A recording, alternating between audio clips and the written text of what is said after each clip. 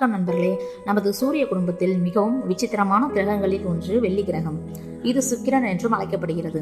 இது வானத்தில் மிகவும் பிரகாசமாக தெரியும் கிரகம். பலர் இதை காலை நட்சத்திரம், விடிவெள்ளி மற்றும் மாலை நட்சத்திரம் என்று அழைக்கிறார்கள். ஆனால் உண்மையில் இது ஒரு நட்சத்திரம் அல்ல, இது ஒரு கிரகம். இந்த வீடியோவில் நாம் பார்க்க போவது வெள்ளி கிரகம் என்றால் என்ன, ஏன் அது மிகவும் சூடாக இருக்கிறது, ஏன் அங்கு மனிதர்கள் வாழ முடியாது, பூமியுடன் அதன் ஒற்றுமைகள் என்ன, எதிர்காலத்தில் மனிதர்கள் அங்கு செல்ல முடியுமா? வாங்க பார்க்கலாம். வெள்ளி கிரகம் சூரியனுக்கு இரண்டாவது அருகிலுள்ள கிரகம். இது சூரியனிலிருந்து சுமார் 108 பில்லியன் கிலோமீட்டர் தொலைவில் உள்ளது. இதன் விட்டம் 12,104 கிலோமீட்டர் ஆகும். இது பூமியுடன் மிகவும் ஒத்த அளவு கொண்டது. இது புவியை ஒத்த அளவு ஈர்ப்பு விசை உள்ளடக்கம் கொண்டிருப்பதால் வெள்ளிக்கோளை பூமியின் சகோதரி என்று அழைக்கிறார்கள். அதே நேரத்தில் இது பல வகைகளிலிருந்து புவியிலிருந்து வேறுபட்டும் சற்று காட்டப்படுகிறது.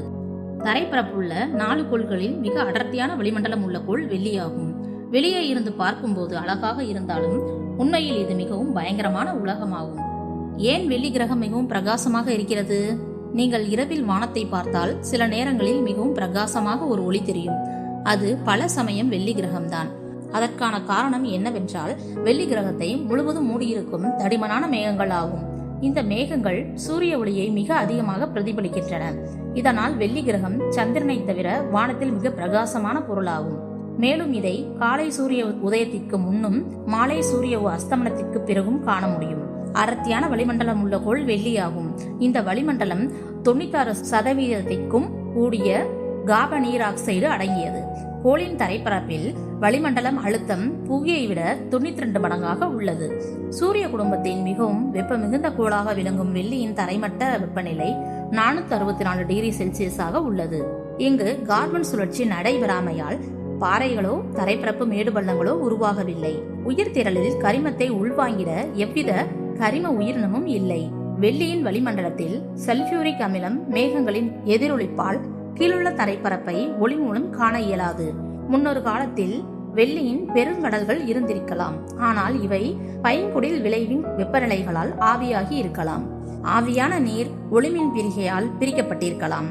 கோளின் காந்தப்புலங்கள் இல்லாமையால் சூரிய காற்றால் விண்வெளிக்கு அடித்துச் செல்லப்பட்டிருக்கலாம். வெள்ளியின் தரைப்பகுதி வறண்ட பாலைவனமாக அப்போதைய எரிமலை வெடிப்புகளால் புதுப்பிக்கப்பட்ட வண்ணம் உள்ளது. 2020ஆம் ஆண்டு செப்டம்பரில் பாஸ்பின் வளிமம் வெள்ளிக்கோளின் வளிமண்டலத்தில் கண்டுபிடிக்கப்பட்டுள்ளது. இதுவரை அறியப்பட்ட இயற்கை மூலங்கள் உற்பத்தி செய்யும் திறன் கொண்டவை என்று நம்பப்படுவதை விட சுமார் 10,000 மடங்கு அதிகமான செறிவுகளின் கோளின் வளிமண்டலத்தில் இவ்வாயு உள்ளது. வெள்ளியின் வளிமண்டலத்தில் பாஸ்பின் கண்டறியப்பட்டுள்ளதால் அக்கோளின் வளிமண்டலத்தில் கனிம வாழ்வின் சாத்தியக்கூறுகள் இருப்பதற்கான யூகத்திற்கு வழிவகுத்துள்ளது. வெள்ளியின் மேற்பரப்பு பற்றி பார்க்கலாம். வெள்ளி கிரகம் மிகவும் ஆபத்தான இடமாகும். அதன் மேற்பரப்பில் கற்கள், எரிமலைகள் மற்றும் மிக அதிக வெப்பம் இருக்கின்றன. அங்கு வெப்பநிலை 470 டிகிரி செல்சியஸ் ஆகும். அதாவது இரும்பு கூட உருகும் அளவிற்கு வெப்பம் உள்ளது. ஏன் இவ்வளவு சூடு? அதற்கான காரணம் என்னவென்றால் கிரீன் ஹவுஸ் எஃபெக்ட்னு சொல்லுவோம். பெரும்பாலும் கார்பன் டை ஆக்சைடு வாயு வெப்பத்தை வெளியேற்றும் போது வெளியே போக விடாது. இதனால் கிரகம் முழுவதும் ஓவன் போல ஆகிவிடுகிறது. புவியிலிருந்து மானிடர் நோக்கும் போது வெள்ளிக்கோளை எந்த விண்ணினை விடவும் வெளிச்சமாக உள்ளது, சூரியனை தவிர்த்து. சூரியன் பின்னோக்கி வீசும்போது இதன் பிரகாசம் -3 ஆக மங்குகிறது. வெள்ளிக்கோள் பூமியின் அருகில் பார்க்கும்போது அதன் பிரகாசம் அதிகமாகவும் தோற்றப்பருமன் -4.9 ஆகவும் பிறை கட்டத்திலும் தெரிகின்றது. இக்கோள் நடுப்பகலிலும் காணத்தக்க பிரகாசமாக இருப்பதுடன் சூரியன் கீழ்வானில் இருக்கும்போது எளிதில் காணக்கூடியதாகவும் இருக்கிறது. இதன் சுற்றுவட்ட பாதை சூரியனுக்கும் சுற்றுப்பாதைக்கும் நடுவில் இருப்பதால் புவியிலிருந்து பார்க்கும்போது சூரியனின் நிலநடுக்கோட்டில் இருந்து 47 டிகிரி சாய்வு வரை அதிகமாக செல்வது போல் தோற்றமளிக்கிறது. நிலவுக்கும் பூமிக்கும் இடையிலான தூரத்தை விடவும் வெள்ளிக்கும் பூமிக்கும் இடையிலான தூரம் கிட்டத்தட்ட 100 மடங்கு அதிகம். வெள்ளி பூமியிலிருந்து அதிக தூரத்தில் இருப்பதனால் வெள்ளியின் விட்டம் நிலவை விட 3 மடங்கு அதிகமாக இருந்தாலும் கூட வெள்ளி மிக சிறியதாக தெரிகிறது. இங்கே ஒரு ஆச்சரியமான விஷயம் இருக்கிறது. வெள்ளி கிரகத்தில் ஒரு நாள் என்பது ஒரு வருடத்தை விட நீளமாக உள்ளது. வெள்ளி ஒரு முறை சுழல்வதற்கு 243 பூமி நாட்கள் ஆகின்றன. சூரியனை சுற்ற 225 நாட்கள் ஆகிறது. அதாவது அங்கு நாள் மிகவும் நீளமானது. வெள்ளி கிரகம் மற்ற கிரகங்களுக்கு எதிராக பின்புறமாக சுழல்கிறது. இதனால் அங்கு சூரியன் மேற்கில் உதைக்கும், கிழக்கில் மறையும். வெள்ளியின் மேற்பரப்பில் 80% சமவெளியாய் உள்ளது. அதில் 10% உண்மையான லோபடே சமவெளியும் 70% மென்மையான எரிமலை சமவெளியும் அடக்கம். இதில் வடதுருவத்தில் ஒரு கண்டமும் வெள்ளியின் நிலநடுக்கோட்டிற்கு சற்று தெற்கில் ஒரு கண்டமும் அமையப்பெற்றுள்ளது. ஆஸ்திரேலியா கண்டத்திற்கு இணையான பரப்பளவு கொண்ட வடக்கு கண்டம் இசுதார் ஆகும். மேக்ஸ்வெல் மேண்டசு வெள்ளி கிரகத்தின் மிக உயர்ந்த மலையாகும். இதன் சிகரம் சராசரி உயரம் 11 கிலோமீட்டர் ஆகும். வெள்ளி கிரகத்தின் வளிமண்டலம் மிகவும் ஆபத்தானது. அதில் உள்ளவை கார்பன் டை ஆக்சைடு மற்றும் சல்பியூரிக் ஆசிட் மேகங்கள் உள்ளது. அதாவது அங்கு அமிலமழை பெய்யும். மேலும் அழுத்தம் மிகவும் அதிகம். உதாரணம், பூமியின் கடலில் அடியில் இருக்கும் அழுத்தத்தை விட அதிகம். ஒரு மனிதன் அங்கு சென்றால் சில வினாடிகளில் உயிர் பிழைக்க முடியாது.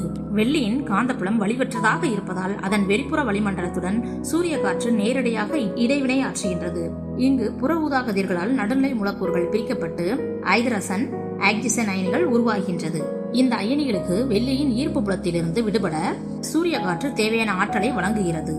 இந்த அரித்தலால் ஐதரசன், ஹீலியம், ஆக்சிஜன் அயனிகள் இழக்கப்படுகின்றன. உயர்நிலை மூலக்கூறுகளான கார்பன் டை ஆக்சைடு தக்க வைத்துக் கொள்ளப்படுகின்றது. இத்தகைய சூரிய காற்றின் செய்கையால் வெள்ளியில் அது உருவான போது இருந்திருக்கக்கூடிய நீர் முதல் பில்லியன் ஆண்டுகளில் இழக்கப்பட்டிருக்கலாம். வெள்ளிக்கோள் பரப்பின் சூழல் தற்போது மானிடர் வாழும் சூழலை பெறவில்லை. ஆனால் வெள்ளிக்கோள் பரப்பிலிருந்து 50 கிலோமீட்டர் மேல் உள்ள வளிமண்டலம் மனிதர் வாழ்வதற்கு ஏற்ற அடிப்படை வாயுக்களால் ஆன நைட்ரஜனையும் ஆக்சிஜனையும் பெற்றுள்ளது. அதனால் வெள்ளியின் வானில் மானிடர் மிதக்கும் நகரங்களை உருவாக்க வாய்ப்புள்ளது. காற்றிலும் எடை குறைந்த மிதக்கும் நகரங்களை உருவாக்கி அதில் நிரந்தர குடியேற்றங்களை அமைக்க முடியும். ஆனால் இதில் மிகப்பெரிய அளவுக்கு பொறியியல் தொழில்நுட்ப சவால்களும் இந்த உயரத்தில் உள்ள கந்தக அமிலத்தின் அடர்த்தியும் இதற்கு தடைகளாகும். வெள்ளி கிரகத்திற்கு சென்ற விண்கலங்கள் பற்றி பார்க்கலாம். பல நாடுகள் வெள்ளி கிரகத்தை ஆய்வு செய்துள்ளன. 1961 சோவியத் யூனியனின் வெனெரா 1 முதல் விண்கலம் வெள்ளியை நோக்கி ஏவப்பட்டது. வெனெரா 9 முதல் செயற்கைக்கோள் வெள்ளியின் சுற்றுப்பாதையில் நுழைந்து செயல்பட்டது. அடுத்ததாக நாசாவின் மேகல்லன் விண்கலம் இதன் மேற்பரப்பை துல்லியமாக வரைபடமாக்கியது. வெள்ளியின் வளிமண்டலம் மேகமூட்டம் மற்றும் உச்சகட்ட வெப்பநிலை காரணமாக இந்த கிரகத்தை ஆய்வு செய்வது விஞ்ஞானிகளுக்கு சவாலான ஒன்றாக இருந்தது. இப்போது விஞ்ஞானிகள் மீண்டும் வெள்ளி கிரகத்தில் ஆராய்ச்சி செய்ய விரும்புகிறார்கள். அவற்றில் சில மேகங்களில் மிதக்கும் நகரங்கள், ரோபோ ஆய்வுகள், புதிய விண்கலங்கள் ஆகும். ஒரு ஆச்சரியமான யோசனை சொல்லணும்னா, வெள்ளி கிரகத்தின் மேகங்களில் மிதக்கும் ஆராய்ச்சி நிலையங்கள் அமைக்கலாம். ஏனெனில் மேற்பரப்பை விட மேல் பகுதியில் சூழல் சற்றே சாதாரணமாக இருக்கும். வெள்ளி கிரகம் நமக்கு ஒரு மிகப்பெரிய பாடம் கற்பிக்கிறது. ஒரு காலத்தில் அது பூமி போல இருந்திருக்கலாம். ஆனால் கிரீன் ஹவுஸ் எஃபெக்ட் காரணமாக அது ஒரு நரக உலகமாக மாறிவிட்டது. இதனால் நாமும் பூமியை பாதுகாப்பது ஒருவரின் கடமையாக உள்ளது. நண்பர்களே, இந்த வீடியோ உங்களுக்கு பிடித்திருந்தால் லைக் செய்யுங்கள், ஷேர் செய்யுங்கள், சப்ஸ்கிரைப் செய்ய மறக்காதீர்கள். இது உங்கள் ஸ்பேஸ் டைரி தமிழ். அடுத்த வீடியோவில் சந்திப்போம். அதுவரை உங்களிடமிருந்து விடைபெறுவது உங்கள் ஜான்சி ராணி.